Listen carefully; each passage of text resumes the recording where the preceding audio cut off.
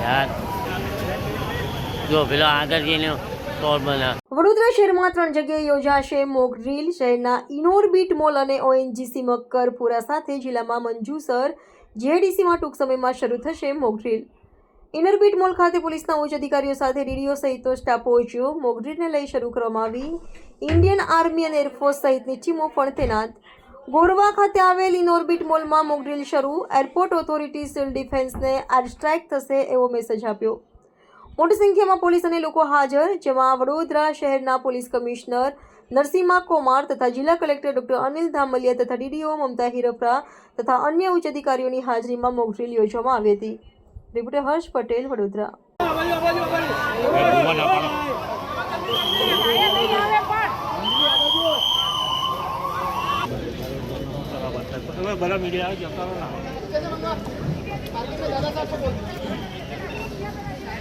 હાય, હું છું ક્રુઝિન સિંઘાનિયા. આપની આસપાસના સત્ય સમાચાર જાણવા માટે જોતા રહો દીવ મિરર ન્યૂઝ. અને હા, લાઈક અને સબસ્ક્રાઇબ કરવાનું ભૂલતા નહીં. Thank you.